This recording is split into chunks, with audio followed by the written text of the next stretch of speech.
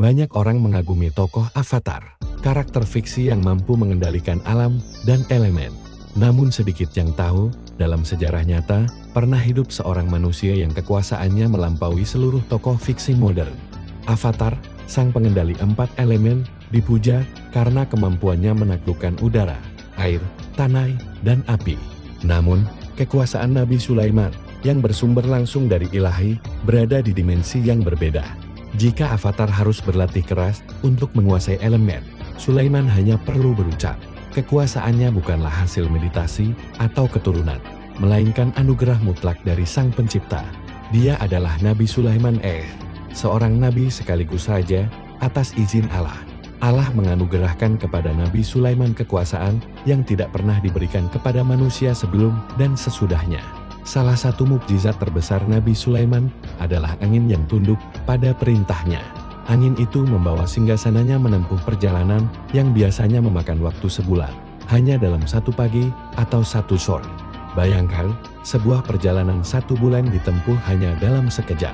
Ini bukanlah sekadar pengendalian udara dalam skala besar. Ini adalah penundukan total sebuah kekuatan alam yang dahsyat untuk melayani seorang hamba Allah. Angin tidak hanya mengikuti arah, tetapi membawa seluruh singgasana dan pasukannya, sebuah logistik ilahi yang tak tertandingi oleh fiksi manapun. Selain angin, Allah juga menundukkan bangsa jin untuk Nabi Sulaiman. Dunia fiksi penuh dengan makhluk-makhluk gaib, namun jarang ada tokoh yang memiliki komando absolut atas mereka. Nabi Sulaiman tidak bersekutu dengan jin, ia memerintah mereka. Mereka adalah bala tentara dan pekerja di bawah otoritas kenabiannya. Mereka membangun mahakarya arsitektur dan mengambil kekayaan dari dasar laut. Semua di bawah satu perintah.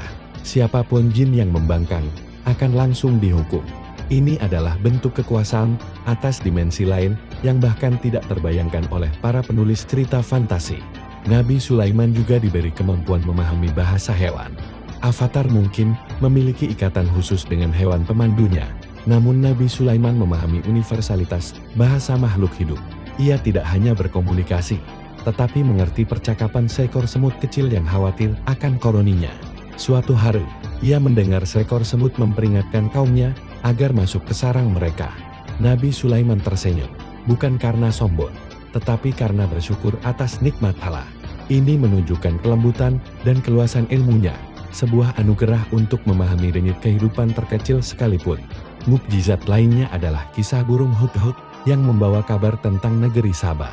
Negeri itu dipimpin oleh seorang ratu, namun menyembah matahari.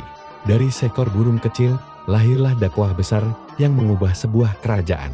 Nabi Sulaiman juga pernah meminta singgasana Ratu Sabah dipindahkan sebelum ia tiba. Dengan izin Allah, singgasana itu berpindah dalam sekejap mata. Namun Nabi Sulaiman tidak pernah sombong. Ia berkata, "Ini adalah karunia Tuhanku untuk mengujiku." Ketika Nabi Sulaiman wafat, ia meninggal dalam keadaan berdiri, bersandar pada tongkatnya.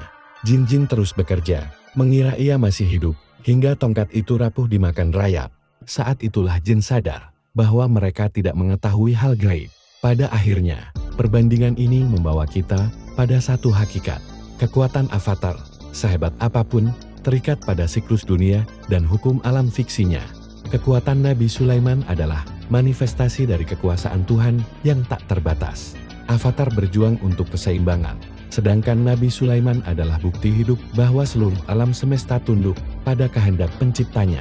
Kisahnya bukan untuk hiburan, melainkan untuk menjadi pelajaran tentang kekuasaan, kerendahan hati, dan kebesaran Tuhan.